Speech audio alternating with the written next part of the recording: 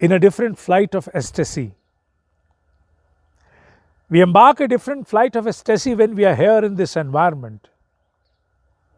This is a very strange kind of a divinized surround I'm sitting in between. On the right side of me is the Gangotri peaks. On the left side of me is Kedarnath peaks. In between the arch, the slopy part of the arch, according to the great master, my own Brahmarishi, there exists an abode of great exalted masters that reside in their subtle or the causal dimension. We generally do not repudiate the pronouncements of our great masters. We accept them as immutable facts beyond any mutation. And always they have proven to be so. Whenever I come here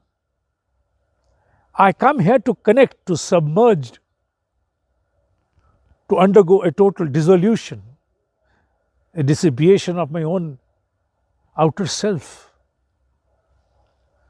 But whenever I come and I arrive the moments to depart, there rises an urge within that I must speak something about what all I've been able to gather during my stay. And what I gather at all times is, I don't feel like talking to anyone, don't feel like thinking. Thoughts become nonentity to me, nothing to imagine, nothing to get engaged into, merely to exist, merely to be there and undergo a total dissolution into this highly charged surround of Himalayas, where every single atom, ion, every single particle, known, unknown, it comes to pervade within you, and you are bereft of your thought-popping machine. The only thing that remains active is your heart. With your eyes wide open, you meditate towards something that does not exist before the eyes. You connect to something which is not visible, not into the ambit of the sensorial driver, sensory organs. Yet you connect, you be there. And the kind of divinized embracial feeling that you gather is beyond words, ineffable. Something comes to meet you, unseen, untouched,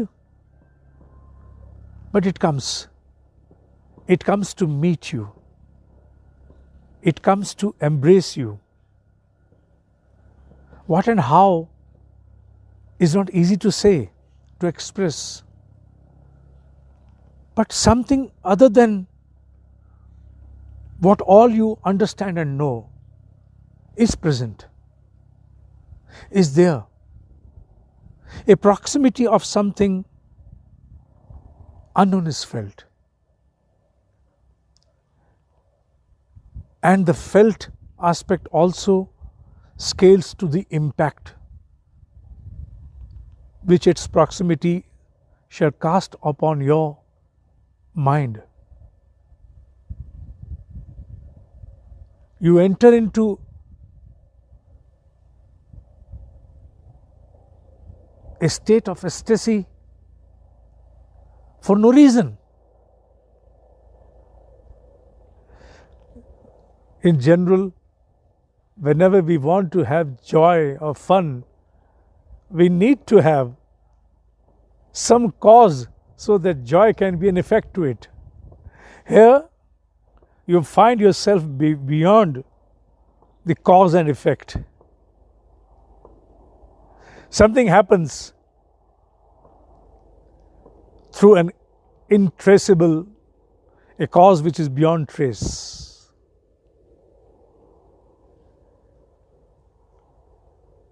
And this is how I feel whenever I come here.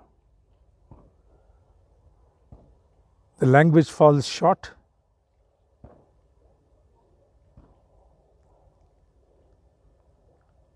Yes, I can authenticate that meditation can also be done with eyes wide open, provided this surround is so charged that it can absorb you, marinate into you, only then. And this is the abode for that. This is the abode for that. Even if you don't know how to meditate, you really don't need to know that even. Just being here with a seeking heart is enough. Truly speaking, it is enough.